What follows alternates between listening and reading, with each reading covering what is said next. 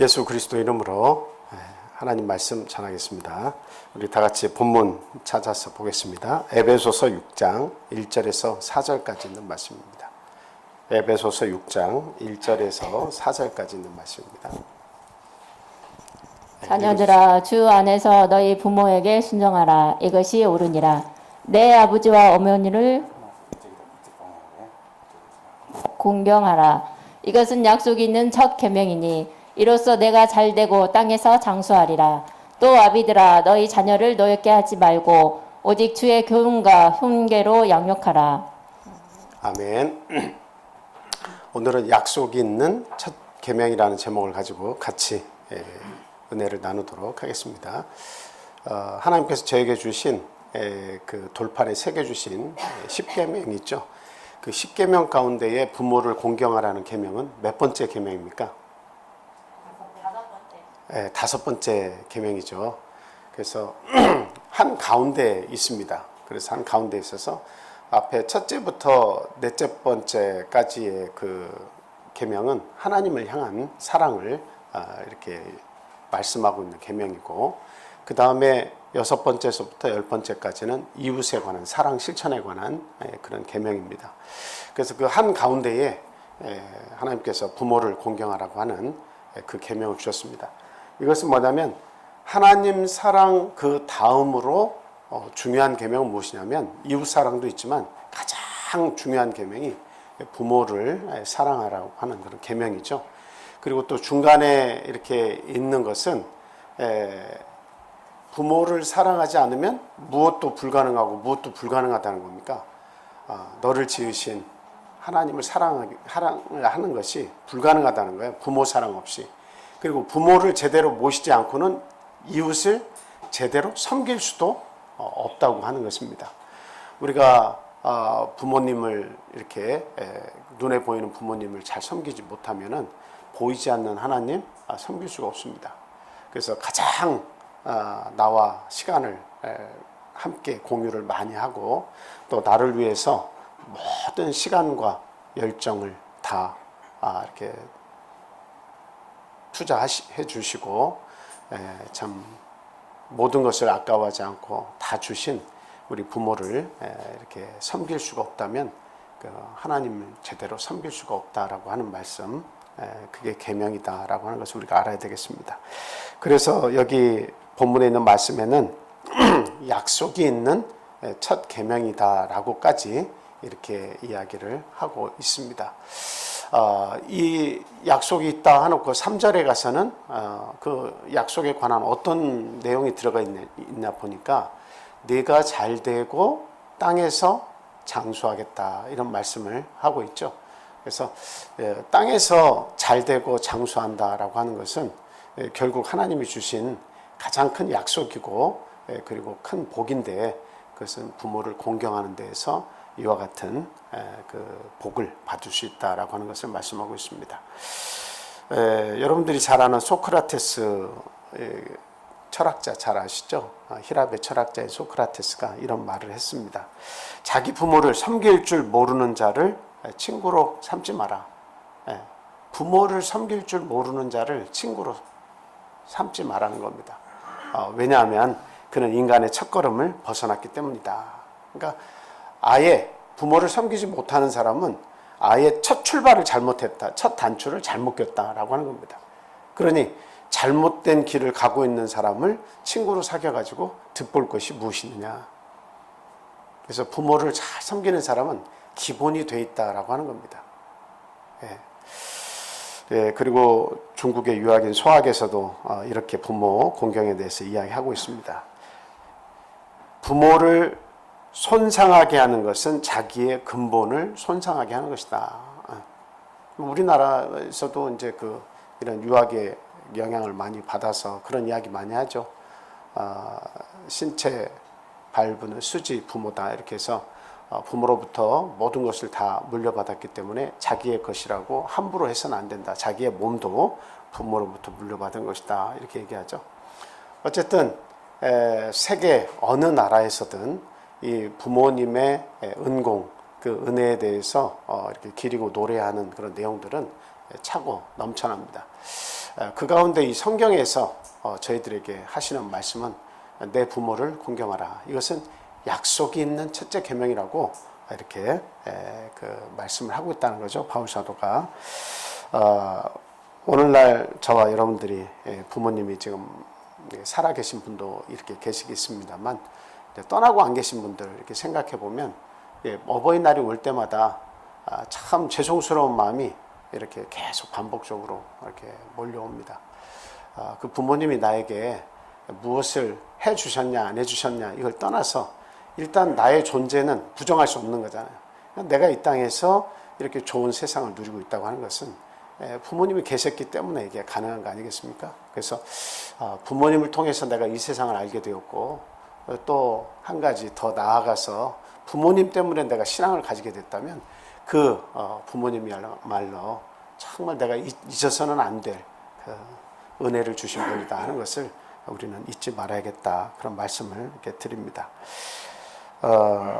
그 미국의 조지 워싱턴 대통령이 이제 그 나이가 이제 젊은 나이가 들어서 내가 바다를 항해하는 선장이 돼야겠다, 멋진 선장이 돼서 성공해야겠다 이렇게 생각하고 바다의 그 선원이 되는 길을 선택해서 나가려고 했을 때 어머니가 극구 그것을 이렇게 말렸습니다. 아들아, 그 거친 바다에 나가서 그렇게 항해를 하는 것보다는 이 땅에서 나와 같이 있으면서 다른 일을 찾아보는 것이 어떠냐. 그런데 그 자기의 꿈은 선장인데 어머니가 그것을 자꾸 만류하는데 한날은 눈물을 툭툭 흘리시면서 아주 그냥 간곡하게 바다에 나가지 않았으면 좋겠다라고 그렇게 권면을 하시는 어머니의 모습을 보면서 이런 얘기를 했습니다. 어머니의 눈물과 내 꿈을 바꿀 수는 없다. 그 말은 어머니의 눈물과 내 꿈을 바꿀 수 없다. 이 내용은 뭐냐면 내 길을 계속 가야겠다. 이 뜻이 아니라 어머님이 저렇게까지 눈물을 흘리시는데 참 그 눈물을 값없이 아무것도 아닌 것이 그냥 지나쳐서는 안 되겠다. 이렇게 생각을 하고 이렇게 육지에 남기로 그렇게 결정을 했다고 합니다. 그래서 어머니의 그 눈물 때문에 그 아들을 향해서 걱정하고 거친 바다에서 살아남기가 참 그때 당시에 너무 어려운데 그 어머니의 그 눈물을 보면서 도저히 거역을 할 수가 없었다는 거죠. 그래서 땅에 남아서 열심히 참 이렇게 일을 하고 자기의 목표를 정한 결과 대통령이 되었다라고 하는 겁니다. 물론 멋진 선생은 되지 않았지만 멋진 대통령이 되었다라고 하는 겁니다. 이렇게 그 꿈을 포기하고 그 아들이 육지에 남기로 했을 때 어머니가 그 머리에 손을 얹고 축복을 하면서 부모를 공경하는 자의 앞길은 평탄할 것이다. 하나님이 내게 복을 주실 것이다. 라고 그렇게 축복의 기도를 해줬다는 겁니다. 자, 하나님은 부모를 공경하는 사람에게 장수와 명예를 이렇게 주십니다.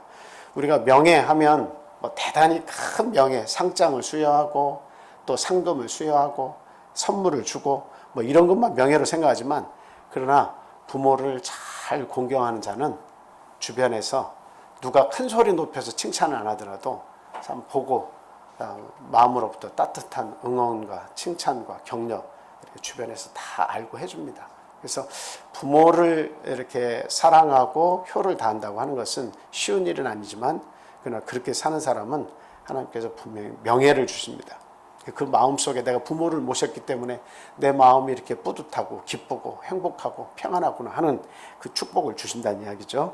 그리고 이런 장수 이렇게 오래 사는 그런 축복도 이렇게 주신다고 약속을 하고 있습니다. 우리는 뭐 이런 꼭 약속이 있기 때문에 부모를 공경해야 된다라고 하는 것은 아니지만 그러나 이 내가야 존재하는 것은 부모님 때문이라고 하는 것을 생각할 때 우리는 살아있는 동안 그 부모의 은혜를 결코 잊어서는 안 되겠다 하는 말씀을 드립니다. 자, 첫 번째로 무엇을 우리가 기려야 되느냐라고 하는 말씀이죠. 부모님의 선한 영향력을 기억하고 감사해야 된다라고 하는 겁니다. 부모님의 선한 영향력을 기억하고 감사해야 한다라고 하는 겁니다. 요즘에는 그 뉴스를 이렇게 보면 뭐 입양도 많이 하고, 그리고 또 이렇게 뭐라고 합니까, 재혼도 많이 하고 이런 시대가 되었기 때문에 어떻게 보면 가정이 이게 평탄하다, 참 이렇게 가정이 안전하다 하는 것이 굉장히 쉬운 일이 아닙니다. 그래서 이혼을 하고 재혼을 하고 그 자녀들을 새로운 부모님이 맡아서 키우고 하는 과정에서 정말 그 2배, 3배의 사랑을 통해서 그 가정이 다시 재결합을 해서 아주 화목한 가정으로 이끌어가는 그런 가정도 있는 반면에, 내가 낳지 않고 입양을 하고 내가 낳지 않은 자를 내 자식으로 받아들이는 그런 과정에서 선한 영향력이 아니라 굉장히 불편한 영향력을 끼치는 그런 부모 세대들이 또한 굉장히 많은 것이 사실입니다. 그래서 요즘에 이제 재판이 되는 그런 내용들을 이렇게 많이 여러분들이 살펴보시면 알지만, 그 내용들을 보면 그 아이들을 굶어 죽이는 그런 젊은 부모들도 굉장히 많습니다. 그래가지고 자기가 낳은 자식인데도 불구하고 먹을 것을 주지 않아요. 그리고 어떤 젊은 부부는 그 아이를 얼마나 미웠으면 정말 이렇게 죽이고 싶어가지고 그 밥에다가 소금만 잔뜩 이렇게 버무려가지고 그 아이에게 계속 먹여가지고, 소금을 너무 많이 먹으면 죽는다고 그러더라고요. 그래서 계속 소금을 넣어가지고 밥을 줘서 그 아이를 죽게 만들고, 그리고 아버지 앞에서, 보는 앞에서 자식을 죽이고 말이죠. 그런 것들이 아무렇지도 않게 지금 이루어지고 있습니다.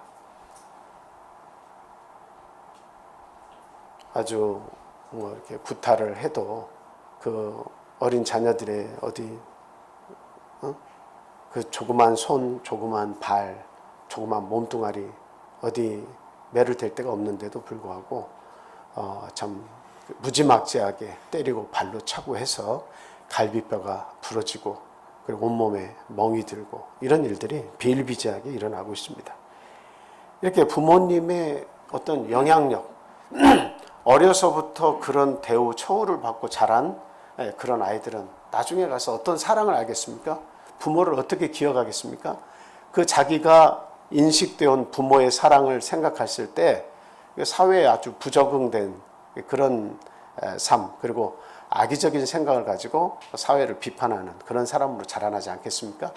그래서 모든 것을 사실은 가정에서 출발이 되고 배우고 시작을 하는데, 그 기본적인, 그 기초적인 가장 처음에 시작되는 사회 생활의 그런 기초적인 그런 모임에서 부모에게 이런 고통을 당한다 그러면, 참 그 영향이라고 하는 것은 그 본인에게 끼치는 영향도 크지만 앞으로 만나는 사람들과 사회에 끼치는 영향이야말로 아주 굉장히 크다고 그렇게 말할 수가 있겠습니다. 그래서 저희 하나님을 믿는 저와 여러분들은 항상 부모로서 어떻게 내가 선한 영향력을 우리 자녀들에게 끼칠 것인가, 이것을 생각해야 됩니다. 물론 그 가운데 가장 중요한 것은 신앙에 관한 것이죠. 내가 어떻게 하나님을 사랑하는 것에 관한 이 영향력을 내 자녀와 그 후대에 좋은 영향을 끼칠 것인가, 이게 대단히 중요합니다. 저도 이렇게 교회 생활을 저도 이렇게 하다 보니까 느끼는 것은 무엇이냐면, 어머니들은 그런 말을 이렇게 잘은 안 합니다. 근데 주로 아버지들이 바쁘잖아요, 밖에서. 그러니까 바쁘게 살면서 그 아이들에게 하는 말 중에 가장 자주 하는 말이 뭐냐면, 안식일이 돌아오면 본인은 교회를 안 나가면서 자녀들에게, 야, 빨리 서둘러서 교회 가거라. 본인은 딴 데 일을 보면서 딴 데 가면서 자녀들한테는 안식일은 이렇게 교회에서 형제 자매들과 함께하고 하나님께 예배 드리는 것인가, 빨리빨리 서둘러라. 그러니까 그 자녀들의 마음속에는 뭔가 이게 하나가 자라나는 거죠. 뭐가 자라나겠습니까? 반항심이 자라는 거예요. 겉으로는 아버지가 아직까지는 힘이 있고 매를 들 수 있는 그런 힘이 있으니까 순종하는 것처럼 하지만 어때요? 결코 그렇게 순종하는 마음을 안에서는 갖지 않습니다. 그래서 반항심을 키워가는 거죠. 때가 되면 이제 힘이 좀 커지면 어때요? 아버지가 매를 들 때 그 매를 붙잡을 수 있는 그런 힘이 생기면, 그때부터는 어떻게 얘기합니까?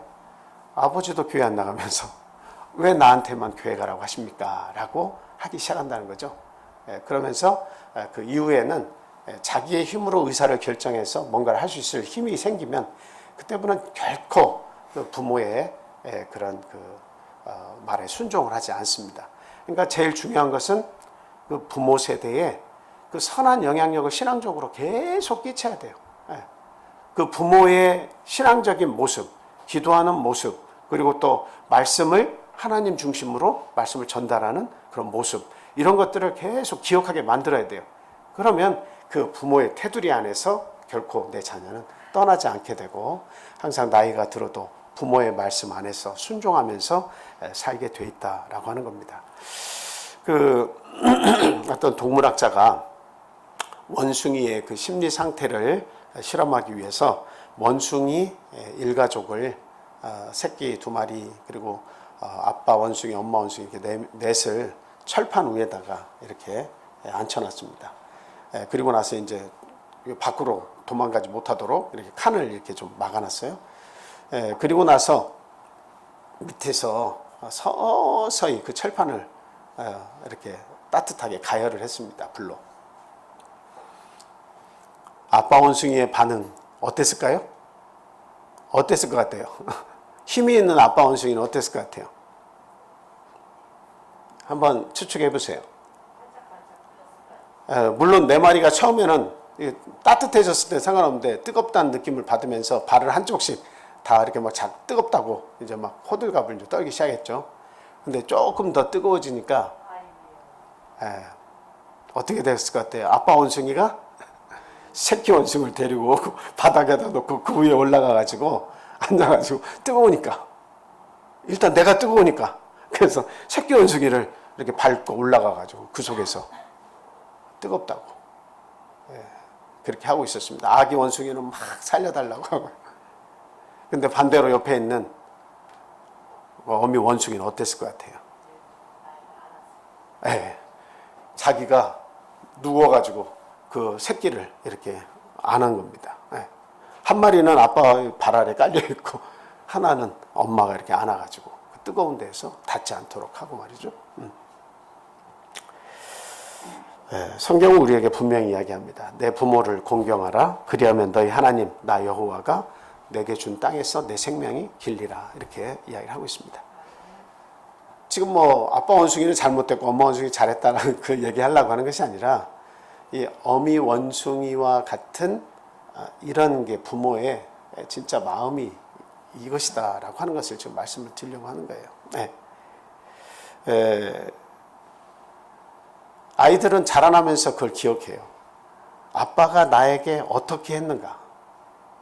이거는 한 번을 통해서 기억하는 것이 아니고 그 삶을 통해서 기억을 하는 거기 때문에 그것은 어느 순간에도 그게 탁 튀어나오면서 아빠에 대한 이미지가 다 그려지는 거예요. 엄마에 대한 이미지도 똑같아요. 저는 어머니라고 이렇게 생각하면 그 희생이라고 하는 단어가 자동으로 이렇게 떠올라요. 어머니는 희생이다라고 하는 것이 자동으로 떠올라요. 물론 아버지도 보이지 않는 가운데 밖에서 엄청난 희생을 하고 계시죠.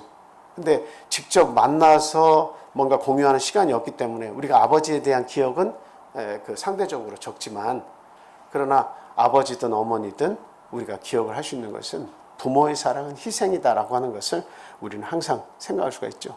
그래서 부모님을 항상 생각하면 마음이 이렇게 좀 애려오는 듯한 그런 것을 경험을 하는 겁니다. 아프다. 특히 어머니, 엄마라는 단어를 생각하면 그냥 가슴이 메어지려고 하는 그런 마음들이 막 밀려오는 거죠. 그래서 그만큼 어머니나 아버지는 우리들에게 너무도 크고 선한 영향력을 우리들에게 끼쳐주셨다라고 하는 것, 우리가 어버이날을 이렇게 참 기점으로 해서 다시 한번 생각하고 참 이미 떠나가신 부모님이 어쩔 수 없지만 그 은혜를 우리가 생각하고 감사해 하는 것이지만 그러나 우리 부모님 중에 한 분이라도 살아계신 분들이 계시다면 정말 그 부모님의 은혜를 다시 한번 새기시고 그리고 그 은혜의 표현을 우리가 꼭 할 수 있는 그 하면서 살 수 있는 저와 여러분이 됐으면 좋겠습니다. 마태복음 7장 9절에서 11절에 있는 말씀입니다. 마태복음 7장 9절에서 11절 한번 읽어주세요. 너희 중에 누가 아들이 떡을 달라 하는데 돌을 주며 생선을 달라 하는데 뱀을 줄 사람이 있겠느냐? 너희가 악한 자라도 좋은 것으로 자식에게 줄 알거든. 하물며 하늘에 계신 너희 아버지께서 구하는 자에게 좋은 것으로 주시지 않겠느냐? 아멘. 악한 자라도 자기 자식들에게 그 좋은 것으로 줄 알거든. 하물며 하나님께서, 이런 말씀이죠. 제가 앞서 말씀드린 것은 좀 특이한 사람들이겠죠. 부모지만 부모가 되기를 거부하는 그런 사람들, 그리고 진심으로 사랑을 해서 자녀를 낳아서 양육하면 절대로 그런 일이 일어나지 않겠지만, 그 진정한 사랑이 없이 자녀가 태어나게 되면 그 자녀를 키우는 데 있어서 참 악한 자라도 좋은 것을 준다고 했는데, 이렇게 좋은 것을 주지 않는 그런 부모, 선한 영향력을 끼치지 않는 그런 부모들은 이건 참으로 참 안타까운 그런 사람들입니다. 자, 우리 부모님은 우리를 이 세상에 나와서 모든 것을 누리도록 하신 분이시고, 또 먹고 입고 오늘날까지 건강하게 살 수 있도록 그 길을 예비해 주신 분입니다. 또 얼마나 참 이 세상에서 성공하라고 우리를 격려하시면서 참 자녀에 대한 끊임없는 지원, 헌신, 그리고 그 배움에 대한 지식을 가지도록 이렇게 끊임없이 격려해 주셨냐라고 하는 거죠. 그리고 아까도 말씀드렸지만 하나님을 알고 믿도록 도와주신 그 은혜가 또 우리 부모님의 선한 은혜고 영향력이다라고 하는 거 우리는 반드시 기억해야 되겠습니다. 잠언 23장 22절에서 25절 말씀 한번 읽어주시기 바랍니다. 잠언 23장 22절에서 25절. 너를 낳은 아비에게 청정하고 내 늙은 어미를 경히 여기지 말지니라. 진리를 사되 팔지는 말며 지혜와 훈계와 명철도 그리할지니라. 의인의 아비는 크게 즐거울 것이요 지혜로운 자식을 낳은 자는 그로 말미암아 즐거울 것이니라. 내 부모를 즐겁게 하며 너를 낳은 어미를 기쁘게 하라. 네. 그 어머니, 아버지에 대해서 어떻게 하라는 겁니까? 즐겁게 해드리고 기쁘게 해드리라라고 하는 거, 이거 명심해야 될 것 같습니다.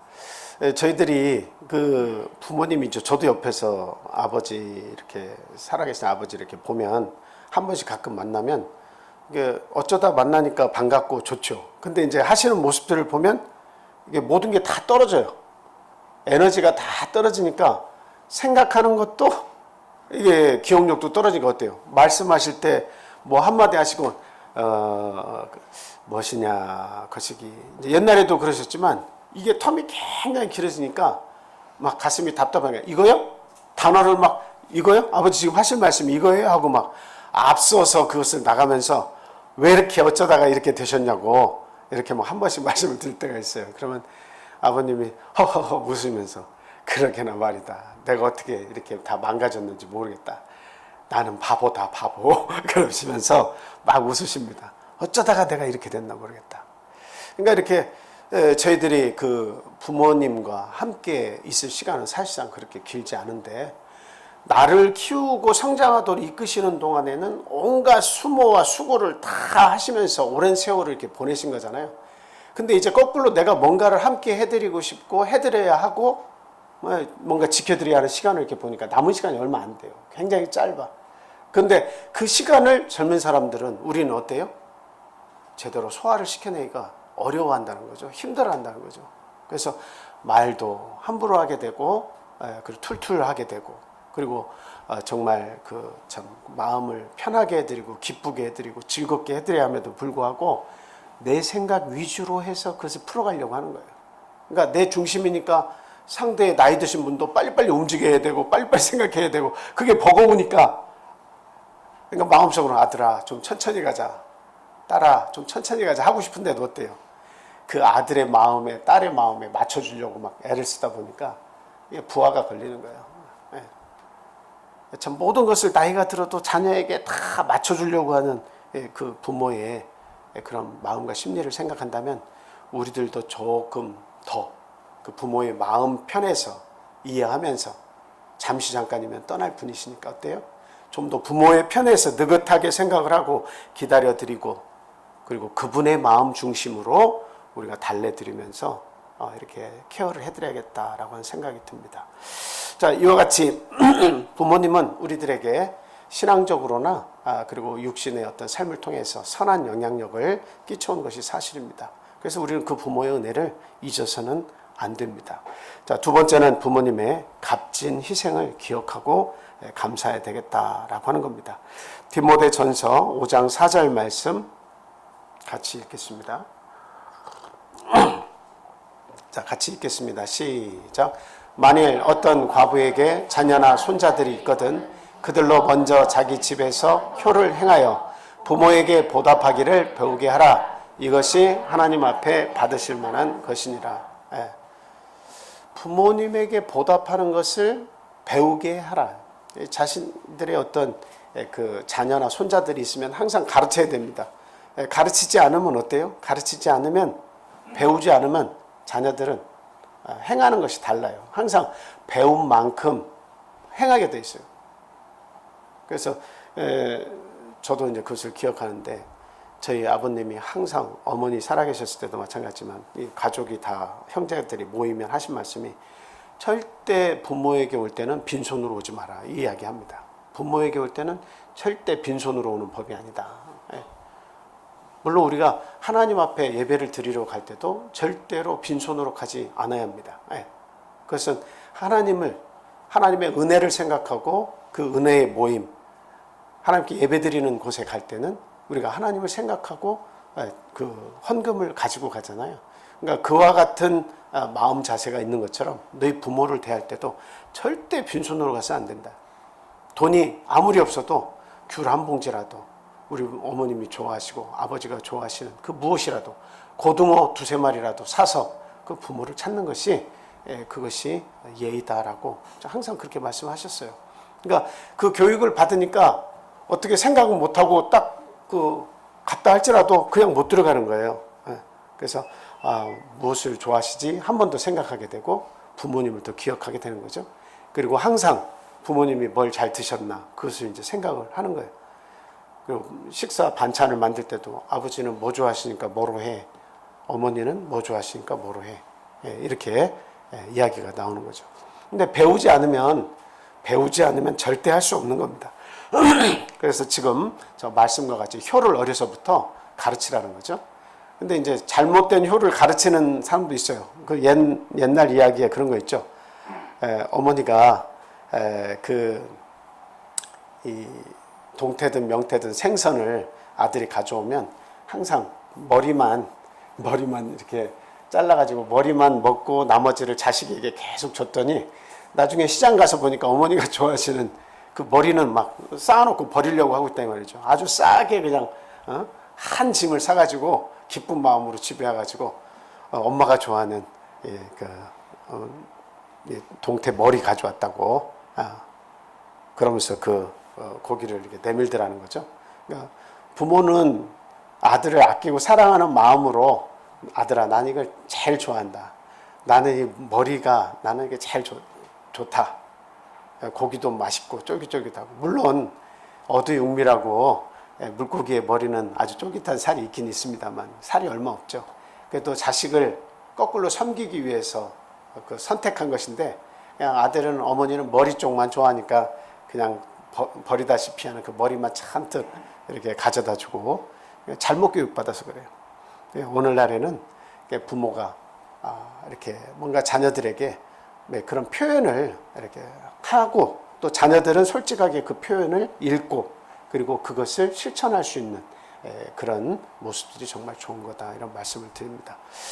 물론 이제 저희들이 그 부모가 우리들에게 좋은 것을 해주지 않고 선한 영향력도 끼쳐주지도 않고, 그리고 또 어떤 값진 희생을 이렇게 하지 않은 부모도 있지 않느냐, 이렇게 말씀하실 분도 물론 있겠습니다.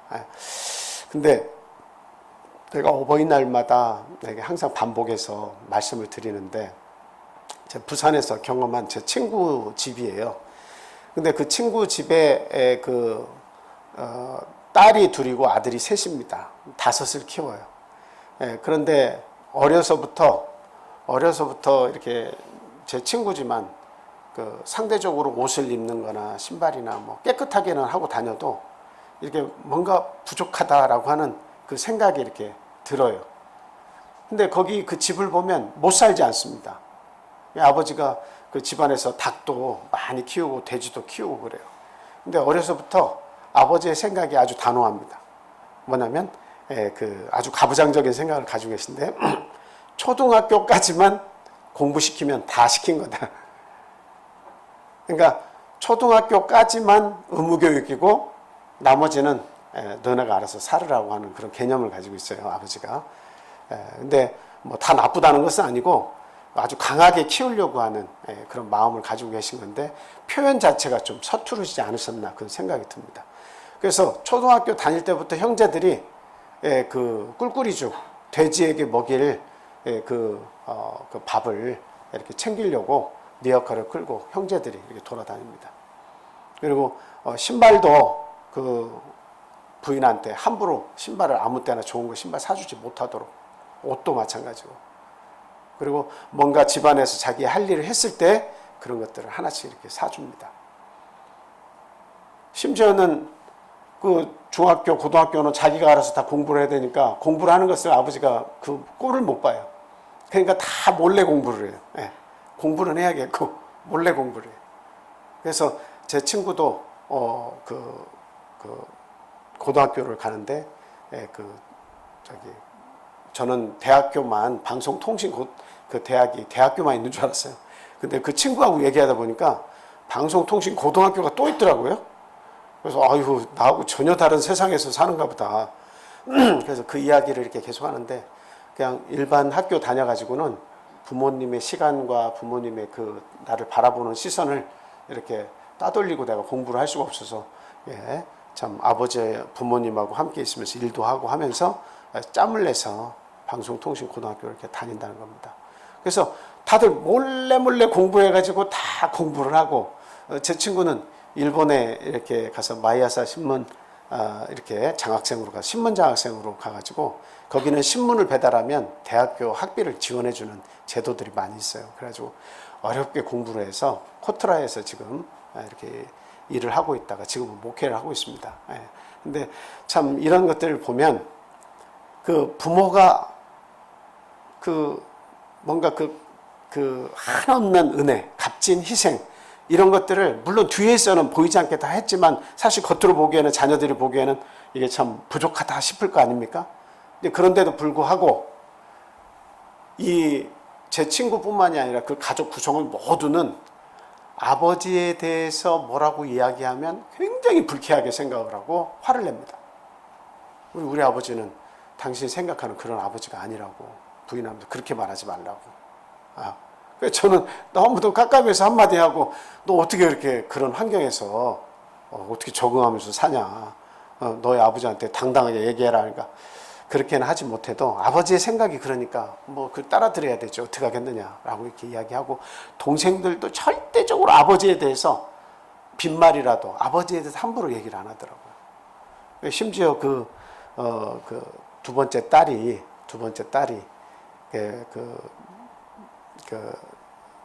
여대 영문과를 이렇게 합격을 했는데 합격을 했다고 한 소식을 듣고 아버지가 한 3달 정도 집을 잠깐 나가셨어요. 공부하지 말랬는데 대학 가지 말랬는데 대학 갔다고. 아버지의 생각은 대학을 안 가도 얼마든지 직장을 잡아서 일을 하고 집을 도울 수도 있다는 이야기죠. 삶을 꾸려나갈 수 있다는 거죠. 근데 공부를 하고 싶으니까 몰래 공부를 해서 영문과 그 들어가기 어려운 그 과를 들어갔는데 잘했다고 칭찬하는 게 아니라 내 말 안 들었다고 화가 나셔서 집을 잠깐 나가신 거예요. 여러분 그런 환경에서 이렇게 살아온 거예요. 어머니는 그 아버지의 그런 가부장적인 그런 모습 속에서 갇혀서 아이들 신발 하나를 사주려고 해도 아주 몰래 모르게 이렇게 신발을 사주십니다. 근데 이제 나중에 보니까 아버지가 뭐 다른 뜻이 있어서 그런 건 아니에요. 좀 강하게 키우려고 하셨던 것 같아요. 그 삶이 본인도 너무 어렵게 그 삶을 이끌어 오셨기 때문에 그 자녀들에게 좀 강하게 그렇게 하시려고 했던 게 아니냐 생각이 들더라고요. 그래서 나중에는 그 자녀들을 3명이 이제 결혼한 자녀는 한국에 남아 있고 3명인가를 이제 큰 아들은 일본에 가 있고 3명인가를 미국으로 데리고 와가지고 거기에서 3명이 거처할 수 있는 조그마한 집을 하나를 마련해주고 한국으로 이제 와버리신 거예요. 같이 거기서 살고 어떻게 이제 지내도록 한 게 아니라 그냥 거기에서 너희들이 이제 알아서 살아라. 다 컸으니까. 그리고 이제 와버리신 거예요. 그래가지고 보니까 지금 다 뭐 대한항공에도 그 근무를 하고 있고 그냥 알아서 부모는 아주 그냥 막 그 우리가 생각할 때 방임이 아닌가 이렇게 생각을 할 수도 있는데 그렇게까지 했는데도 불구하고 그 부모님이 우리를 위해서 이렇게까지 해주셨다고 생각하고 그냥 각자가 아주 그냥 이 세상에 나와가지고 열심히 살아가지고 다 잘 살아요. 그걸 보면 애지중지하고 사랑해주고 못 먹을 것 다 어머니 입으로 들어갈 것 견디고 다 넣어주고 했는데도 불구하고 떠받쳐준 자녀들은 부모를 잘 기억을 안 하고 순종을 잘 안 하는데 그런데 이렇게 키운 그런 자녀들이 오히려 그 마음속에 부모를 그리워하면서 그 부모에 대한 효를 다하는 경우도 많이 있더라라고 하는 겁니다. 그래서 참 우리가 어떤 부모님에게 어떤 값진 희생을 치렀냐 안 치렀냐 이것을 묻기 이전에 정말 내가 이 세상에 있기까지 그리고 그 마음 바탕은 부모가 어떻겠습니까? 잘 해보고 싶었을 건데 뭔가 상황이 맞지 않아서 여의치 않아서 잘못한 부분도 많이 있을 수도 있습니다. 근데 그런 상황이라 할지라도 우리 부모님 절대적으로 어때요? 내가 그 사랑하는 마음은 정말 이것은 하나님의 명령이고 그리고 축복을 받는 비결이기 때문에 반드시 부모에게 순종하고 효를 다하는 그런 삶을 살고 또 나만 그렇게 실천하는 것이 아니고 내 자녀와 내 후세대에도 그 효를 가르쳐야 되겠다라고 하는 말씀 꼭 드립니다. 그럼 이제 저희 부모님의 은혜를 이렇게 생각하면서 이렇게 노래를 이렇게 저희들이 한 번씩 부르잖아요. 참 이 노래는 어찌 그렇게 가사를 이렇게 잘 적어놨는지 읽을 때마다 마음이 참 이렇게 울립니다. 앞부분만 제가 좀 한번 읽어드릴게요. 나실제 괴로움 다 잊으시고 기를제 밤낮으로 애쓰는 마음 진자리 마른 자리 갈아두시며 손발이 다닳도록 고생하시네. 하늘 아래 그 무엇이 넓다 하리요 어머님의 희생은 가히 없어라. 참 어머님의 정성은 참 지극하고 또 아버지의 희생은 이루 말할 수 없이 뼈를 깎는 그런 희생을 통해서 그 자녀들을 양육시켜 왔습니다. 이런 부모님께 마음을 아프게 해드려서는 안 되겠고 또 위선적인 그런 효를 행해서도 안 되겠다라고 하는 말씀을 드립니다. 마태복음 15장 3절에서 6절 말씀 한번 읽어주시기 바랍니다.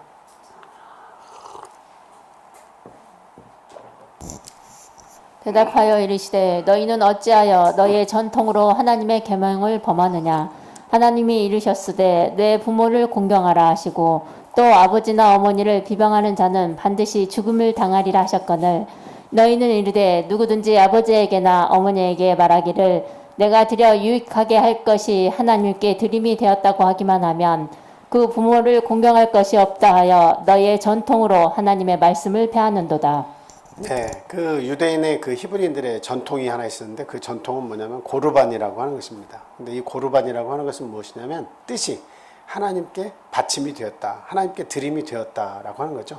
그래서 어떤 물품이 하나님께 드림이 되었다라고 해서 하나님께 바쳐진 것으로 선언이 되면 다른 세상의 사람들이 그것을 손을 대면 안 됩니다. 손을 못 대게 하는 거죠.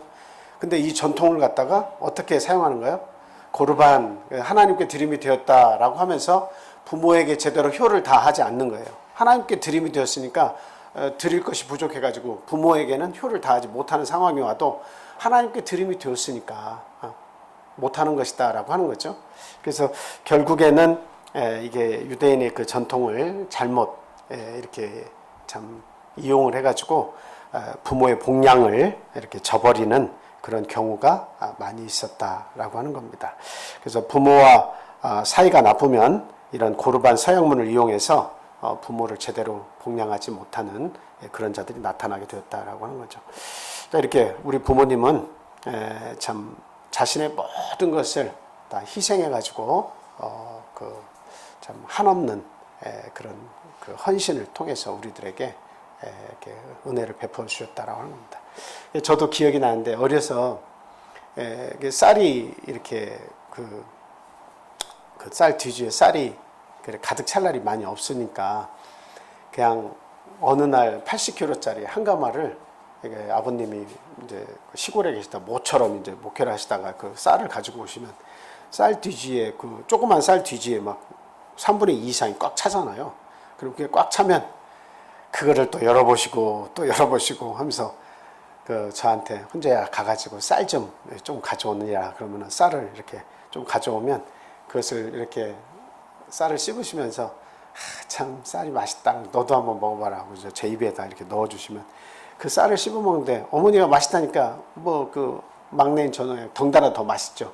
맛있네요 하면서 옆에서 이렇게 먹으면서 야 우리도 이제 쌀이 이렇게 아주 충분히 있으니까 마음이 넉넉하다 좋아하는 이제 그렇게 좋아하셨어요.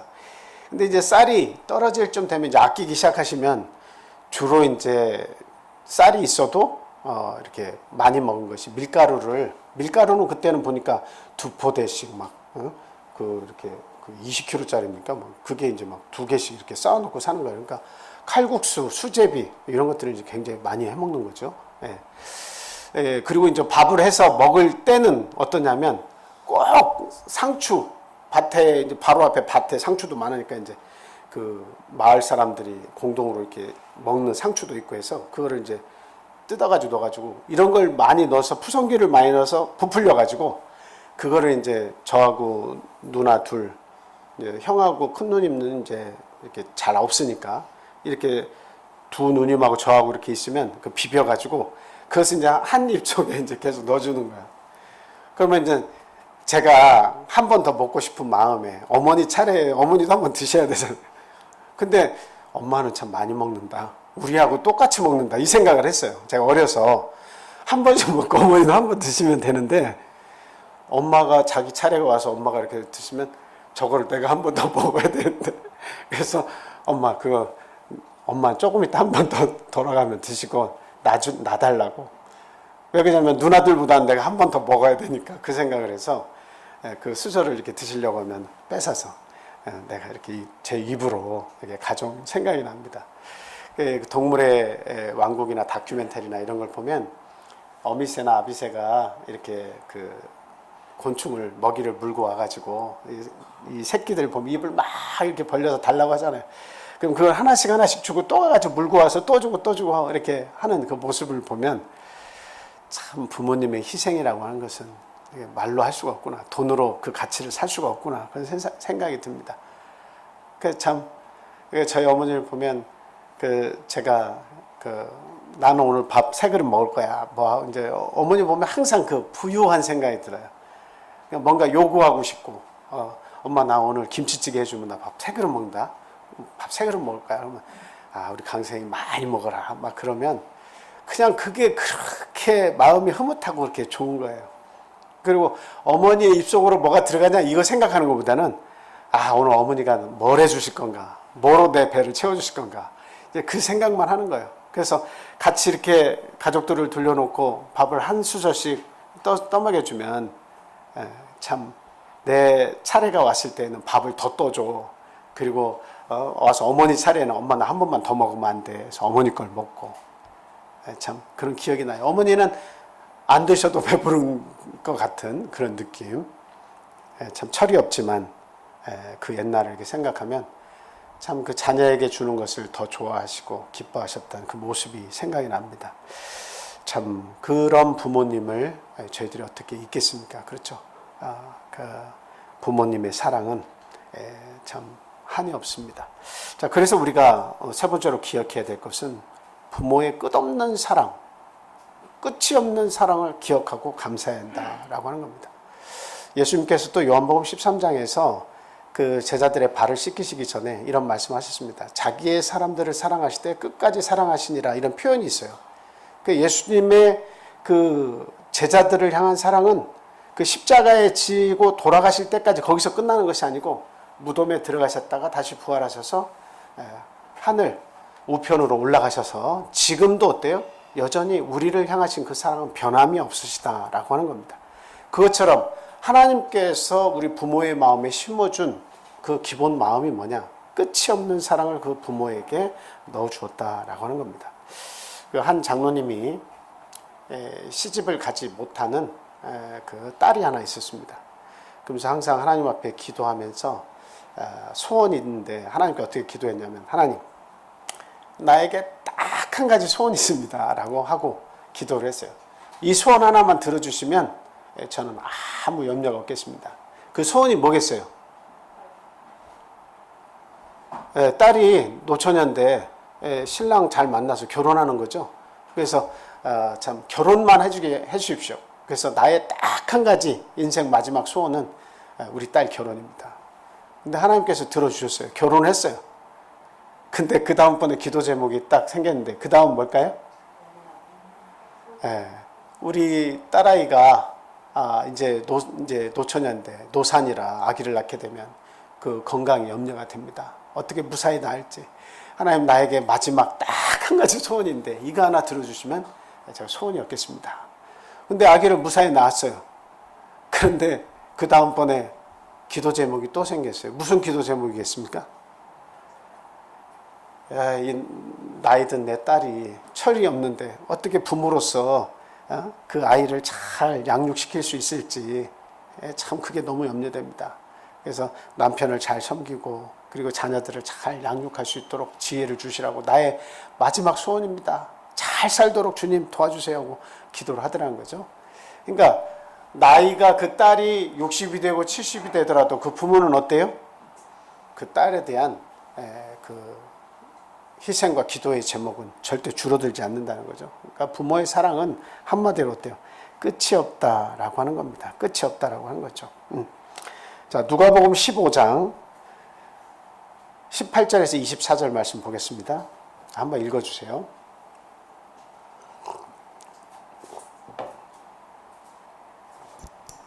내가 일어나 아버지께 가서 이르기를 아버지 내가 하늘과 아버지께 죄를 지었사오니 지금부터는 아버지의 아들이라 일컬음을 감당하지 못하겠나이다.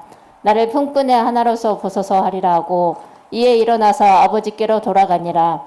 아직도 거리가 먼데 아버지가 그를 보고 측은히 여겨 달려가 목을 안고 입을 맞추니 아들이 이르되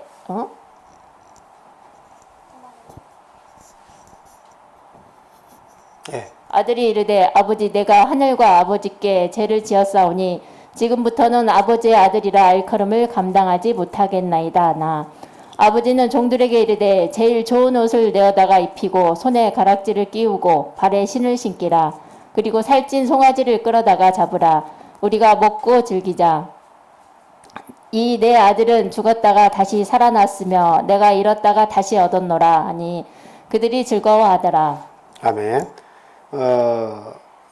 요즘에 이제 부모 어버이날이 이렇게 되고 또 그리고 그 어린이날도 있잖아요. 가정의 달이니까. 근데 그 자녀를 잃은 부모에 대해서 이렇게 나오더라고요. 근데 그 부모 중에 이제 부모는 아니지만 할머니 한 분이 나오는데 그 할머니가 됐어. 나이가 많이 들었어. 그런데 그 자기 자식이 나이가 많이 들었을 거 아니에요. 어렸을 때 잃어버렸는데. 근데 그 자식이 돌아올까봐 나이가 많이 들었는데 이 부모 된 이 할머니가 아주 노모가 이사를 못 가는 거예요. 다들 이사를 오라고 가족들도 그러는데 이사를 못 가는 거예요. 왜 그런지 아시죠? 언제라도 내 자식이 커서 여기를 기억하고 찾아올까봐 그 살던 동네를 떠나시지를 못하는 거예요. 그러니까 부모는 어때요? 자식은 부모를 쉽게 어떻게 보면 잊을 수도 있는데 부모는 결단코 죽는 날까지 그 자식을 잃어버리지 못하는 거예요. 기억을 계속 하는 거죠. 네. 참 이런 모습이 부모의 마음에 있다라고 하는 겁니다. 오늘 누가복음 15장 말씀 저희들이 읽었습니다만 이 내용도 마찬가지죠. 그 아버지의 풍요로운 가정에서 자기의 몫을 받아가지고 탕자가 밖으로 나갔죠. 그래서 아주 참 그 저질스러운 삶의 나락에 빠져가지고 아버지의 그 돈을 다 써버렸습니다. 그 형은 그 동생에 대해서 고발하기를 창기와 함께 그걸 다 써버렸다. 그러니까 마지막 삶의 바닥까지 내려갔다고 보면 됩니다. 근데 그 아들이, 둘째 아들이 이제 아버지의 품꾼의 하나같이 여김을 받더라도 아버지께로 돌아가야겠다라고 생각을 하고 이렇게 이제 돌아오죠. 그랬을 때 아버지가 멀리서부터 상거가 먼데, 아직도 거리가 서로의 거리가 먼데도 불구하고 자기 아들인 거를 알아차리게 되죠. 그래서 그냥 둘이가 이렇게 만났을 때 목을 어긋맞고 이렇게 서로 안아주면서 참 그 눈물을 흘리면서 이렇게 참 그 아들로서 맞이해주는 장면이 이렇게 기록이 잘 되어 있습니다. 저것은 하나님이 우리에 대한 어떤 사랑을 가지고 계시냐라고 하는 것을 보여주시는 내용인데, 그러니까 저 내용을 잘 보면 부모가 자식을 어떻게 사랑하는지를 너무 기막히게 잘 표현해낸 것입니다. 죽었다가 다시 살아났다라고 이렇게 표현하죠. 그 말은 이전에 일어났던 일이 문제가 되지 않는다는 거예요. 부모는 그 자식이 이전에 일어났던 것이 문제가 되지 않는 거예요. 현재 내 아들로서 만족을 하신 거죠. 과거에 어떤 잘못을 했냐, 나에게 어떤 그 재산을 상속분을 막 요구해가지고 자신만만하게 어떻게 나가가지고 허랑방탕하게 살았냐 안 살았냐, 그거 부모 따지지 않습니다. 중요한 것은 내 아들로서 다시 돌아왔다는 거죠. 네. 그래서 그의 지위를 회복시켜주는 것이 이게 부모의 마음이고 아버지의 마음이고 어머니의 마음이다라고 하는 겁니다. 그래서 참 그 마음을 뜨겁게 하는 그런 그 사회에서의 내용 중에 하나도 뭐냐면, 이게 자녀가 중간에 집을 자기 발로 나가가지고 그 오랜 시간 동안 안 들어오는데도 불구하고 어떤 부모님은 이야기하기를 항상 문 앞에 그 전등을 이렇게 켜놓는데 밤새도록 자녀가 이 불빛 보고 용기를 얻어서 집으로 들어오기를 바란다 하면서 그 불을 끄지 않는 거예요. 몇십 년이 지나도 그게 습관처럼 돼가지고 항상 저녁에는 우리 자식을 생각하면서 불을 켜고 들어간다는 거죠. 참 이와 같이 우리 부모님의 사랑은 끝이 없다라고 하는 거예요. 제가 그 어렸을 때 저희 어머님이 옷을 한 번씩 사주시면, 새해가 되면 옷을 사주시든지 신발 하나 사주시든지 뭔가 둘 중에 하나를 하기도 하는데, 어느 날인가는 옷을 안 사주시는 거예요. 이번에는 옷 사줄 거지? 그러면 글쎄다, 한번 보자, 그때 가서 보자 그러셨는데, 그냥 옷을 그냥 한 보따리 이렇게 가져오시는 거예요. 그래서 이제 막 좋아가지고 이렇게 막 그 옷을 이렇게 펼치면서 내 거는 어떤 거야 하고서 이제 막 보는데 옷이 다 헌 거야. 그때만 하더라도 그 이제 지금 저희들도 못 사는 나라에 가면 막 그 우리 한국의 옷들이 막 그 헌 옷들이 수출이 돼가지고 막 널려져서 이렇게 막 싸게 파는 옷도 있잖아요. 근데 이제 그런 것들을 수거해서 가져다 주시는 분이 있었어요, 저희 동네에. 그러니까 이제 때만 되면 사람들이 거기에 모여가지고 자기 자녀들 거 옷을 막 고르는 거예요. 그래서 그거를 저도, 우리 누님들도 주로 그걸 많이 입었어요. 그래서 큰 누나나 큰 형은 그렇게 못하니까, 나이가 좀 들었으니까 옷을 사주더라도 저희 밑에들은 물려 있거나 이제 그런 막 옷이 들어왔다 그러면 이제 뭐 어머니가 손살같이 가셔가지고 이렇게 몇 개씩 가지고 오는 그런 옷을 이제 이렇게 입었죠. 근데 이제 그런 옷을 입을 때마다 이제 막 짜증이 나는 거예요. 그 어머니나 아버지 사정을 생각지 않고 왜 우리는 맨날 남의 있던 것만 얻어 입어야 되냐고. 어머니 마음이 어떻게 보면 상처를 막 드린 거잖아요. 예. 그리고 우리는 이렇게 계란도 한 번에 다 같이 못 먹고 형이나 누나 도시락에만 싸주고 우리는 계란도 안 해주냐고 막 타박을 막 했습니다. 근데 어느 날인가 저희 어머님이 전략을 그렇게 많이 하시는 분이신데, 그 냉장고가 아주 조그만 냉장고 있어요. 아주 조그만 냉장고에 그 뭐 위에 얼음칸 해봐야 지금 기억이 나는데 조그만해요. 요만한 얼음칸인데 거기에다가 아이스크림을, 저도 기억이 아직까지 나는데 아만나 혹시 기억하시나요? 팥이 조금 들어있는 하얀 아이스크림인데 아만나를 글쎄 거기에다가 요만한 데다 꽉 쟁여두신 거예요. 그러면서 막 흐뭇해하시면서 한 번에 2개, 3개씩 먹어도 좋다 그러면서 아이스크림을 먹으라고. 그러니까 아주 어머니 쪽에서는 인심을 크게 쓰신 거죠. 갈 때마다 100원 줘, 200원 줘, 아이스크림 사 먹게. 그걸 못 주시다가 한날에는 아주 막 크게 인심을 쓰셔가지고 마음껏 먹으라. 그리고 한날에는 제가 자고 있는데 계란을 한 판을 다 삶으셔가지고 밤에 이렇게 깨워가지고 다 누나들이랑 형이랑 다 자고 있는데 저만 깨워가지고 마루로 불러내셔가지고는 네가 그렇게 먹길 소원했던 달걀이다, 찐 거니까 아주 마음껏 먹어라. 그래서 옆에서 계속 까주시면서 제가 5개인가를 먹었어요. 자다가 일어나가지고 내일도 먹어라. 어머니의 사랑은 끊임없이 자녀들에게 배신당하기도 하고 그리고 또 밀려나기도 하면서도 결코 그것에 상처받지 않으시고 끊임없이 우리들을 향한 사랑을 기획하시면서 그렇게 살아오셨어요. 우리는 그 사랑을 결코 잊어서는 안 되겠다라고 하는 겁니다. 항상 어디 가도 자녀의 생각에 거의 90% 100%로 하고 사시는 그 부모의 그 자녀를 향한 끊임없는 사랑, 그 사랑에 우리는 참 마음 깊이 새기고 감사해야겠다라고 하는 말씀 드립니다.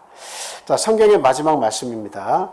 불효의 결국은 저주임을 알고 살아계실 때 효를 다해야 한다. 네. 성경은 불효에 대해서 이렇게 교훈을 하고 있습니다. 부모를 저주하면 반드시 죽는다라고 이야기를 합니다. 참 무서운 말씀이죠. 물론 지금 이 시대에 와서는 그 부모에게 내가 뭔가 잘못했다고 해서 그 즉시 하나님께서 생명을 앗아가거나 그러지는 않습니다. 기회를 주시고 하지만 그러나 구약 시대에는 본보기로 삼았습니다. 부모에 대해서 함부로 하면 하나님께서 치셨어요. 출애굽기 21장 17절 말씀, 출애굽기 21장 17절 말씀 다 같이 읽겠습니다. 시작. 자기의 아버지나 어머니를 저주하는 자는 반드시 죽일지니라. 네. 그러니까 저런 법이 있었다고 하는 것은 무엇을 얘기하는 거예요? 함부로 하는 자식이 있었다는 이야기죠. 그래서 아버지나 어머니에 대해서 함부로 비방하거나 그냥 조롱하거나 말을 듣지 않고 부모를 대적하는 그런 자식들이 나타나거든. 어떻게 해요? 반드시 죽이라 해요. 돌로 쳐서 죽이게 돼 있어요. 돌로 쳐서 죽이게 돼 있어요. 아주 가장 엄한 법에 의해서 다스림을 받았다라고 하는 겁니다. 그만큼 하나님께서는 그 부모에 대한 효를 중요하게 생각을 하셨다는 이야기죠. 레위기 20장 9절 말씀 보겠습니다. 레위기 20장 9절 말씀. 자, 시작. 만일 누구든지 자기의 아버지나 어머니를 저주하는 자는 반드시 죽일지니 그가 자기의 아버지나 어머니를 저주하였은즉 그의 피가 자기에게로 돌아가리라. 아버지나 어머니를 저주하는 자는 반드시 죽일지니라. 근데 이게 계명에 대해서 그 자기의 자식에 대해서 뭐라고 하는 자는 반드시 부모를 죽여라 이런 내용은 사실 없죠. 근데 저거는 거꾸로 부모에 대해서 함부로 하는 죄에 대해서만큼은 하나님께서 엄히 묻고 계십니다. 그러니까 그 부모의 사랑을 전제하에 저런 말씀을 하셨으리라고 생각을 합니다. 그러니까 그 은혜를 잊어버리고 그 부모에게 감사치 못하고 불효를 행하면 반드시 이와 같이 저주를 받고 피가 죽음, 그 생명이 이렇게 자기에게로 돌아온다라고 하는 거죠. 죽임을 당한다는 이야기입니다.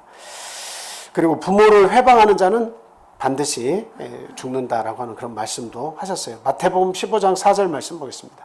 마태복음 15장 4절. 시작. 하나님이 이르셨으되 내 부모를 공경하라 하시고 또 아버지나 어머니를 비방하는 자는 반드시 죽임을 당하리라 하셨거늘. 사실 부모에 대해서 좋은 기억을 가지고 있는 것도 있고 안 좋은 기억을 가지고 있는 것도 있습니다. 그러니까 저희 아버지 이렇게 생각을 하면 아버님은 물론 저희들을 길러내시려 고생을 많이 하신 거 전제하에 말씀드린 거예요. 껌도 생기시면 껌 하나 이렇게 이런 거를 4조각을 내세요. 4조각. 4조각을 내서 이 하나씩 이렇게 그것도 아껴서 그렇게 가위로 다 잘라놓고 그렇게 드셨어요. 근데 나중에 저는 한번 아버지처럼 아껴봐야겠다 생각하고 껌을 그때만 해도 100원짜리인데 다 잘라가지고 한꺼번에 되게 많아 보이더라고요. 근데 하나 먹어도 맛이 없으니까 더 먹어지더라고 막 이게 10개 막 이렇게. 근데 아버님은 꼭 식사하시고 나면 그거 하나를 조그만 걸 드시면서 그것까지 그렇게 아끼시는 분이에요. 그래서 그냥 짜장면 한번 그렇게 먹고 싶은데 사달라 해도 이게 참 아버지 손잡고 대전에서 기차 타고 남원을 서대전에서 기차 타고 남원 가면 그 교회로 들어가는 그 길목에 짜장면이 있어요. 다리 그 승사교 건너기 전인가 어딘가 짜장면집이 하나 있더라고요. 그러니까 그 기차역에서 오다가 보면 걸어오다 보면 거기서 짜장면을 이렇게 한번 처음으로 저 어렸을 때 짜장면을 그렇게 사주셨는데 아버지가 참 큰 희생을 하셨구나. 그 짜장면이 어찌나 맛있든지 기억이 납니다. 너무나 기억이 나요. 근데 이제 70이 넘으시고 이제 서천에서 시골 교회에서 목회하실 때 제가 아버지한테 그랬어요. 그냥 막 맛있는 걸 사드리면 아들아 돈 아껴라. 돈 함부로 쓰는 거 아니다. 함부로 쓰는 거 아니다. 근데 이제 나중에 아버지 저희들 가족이 오고 손자들이 왔는데 짜장면도 안 사십니까? 탕수육까지 사세요. 그러면서 아버지한테 돈을 물게 했어요. 그랬더니 하고 하면서 내가 평생 돈을 안 쓰고 이런 돈을 다 쓰네. 그러면서 사시더니 그 다음번에 갔더니 야 짜장면 먹으러 가자. 너무 맛있다.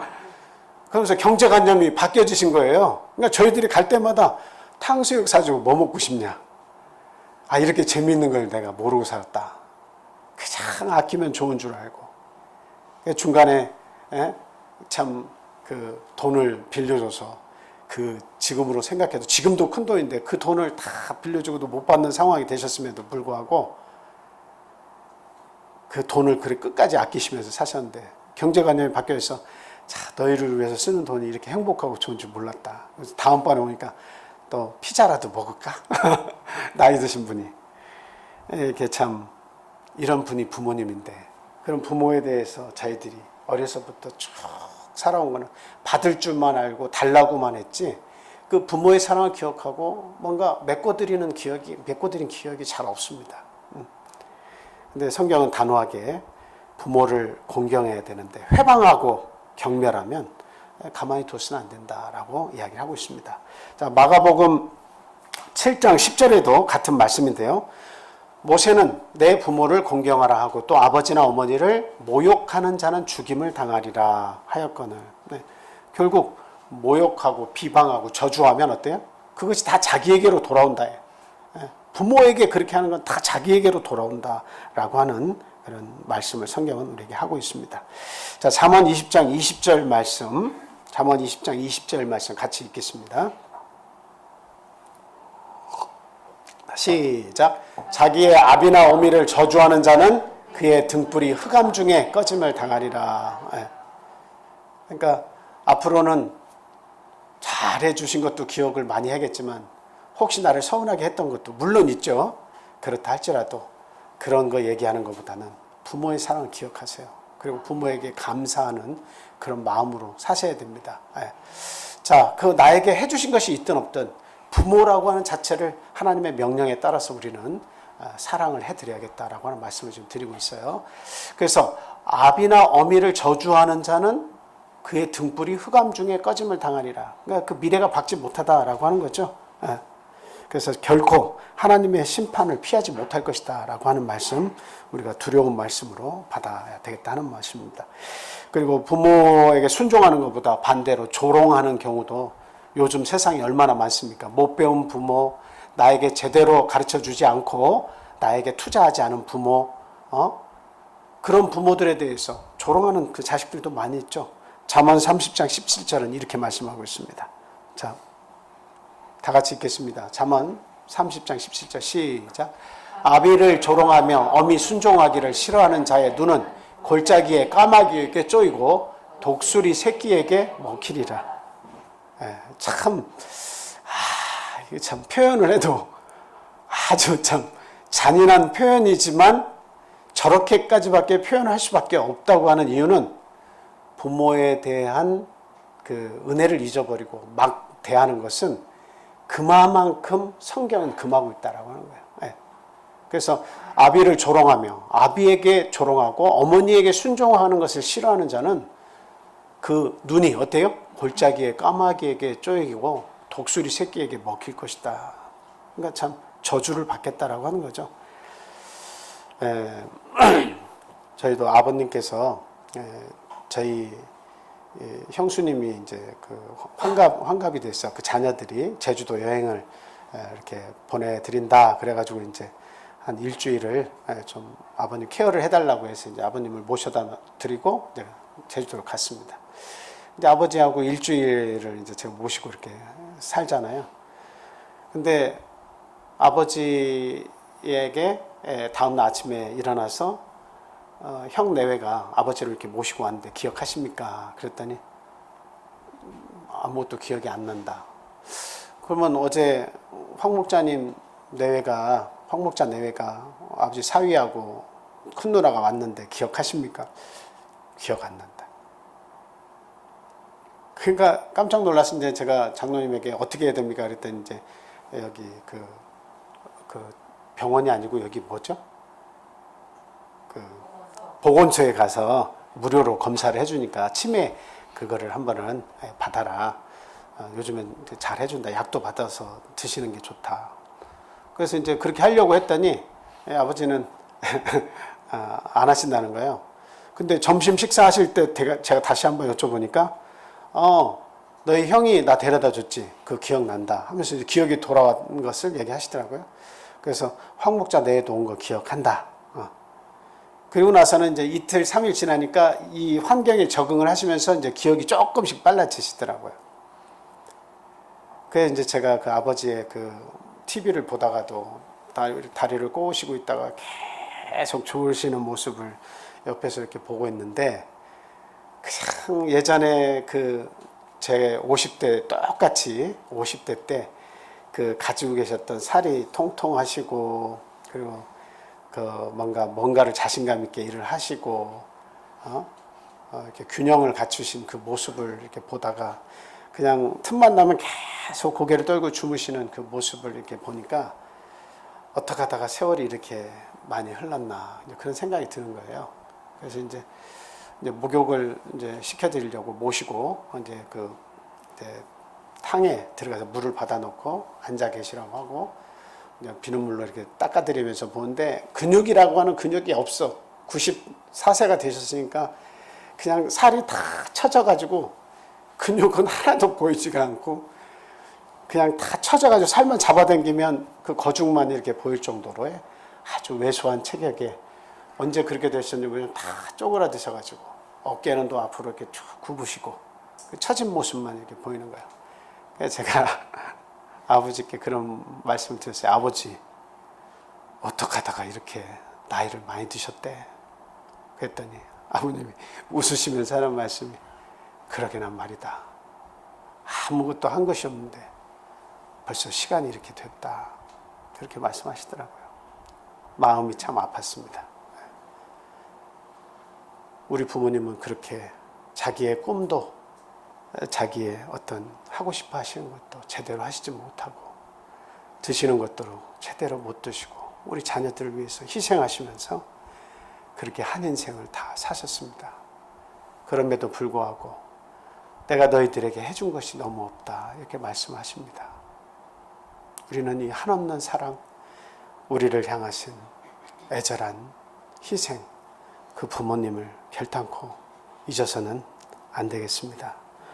어버이날뿐만이 아니라 살아계시는 동안에 끊임없이 관심을 가지시고 전화도 자주 해드리고 살갑게 해드려서 그 마음을 즐겁게 또 기쁘게 해드리는 저와 여러분 되시기를 예수님의 이름으로 축원을 드립니다. 우리 함께 묵도하겠습니다.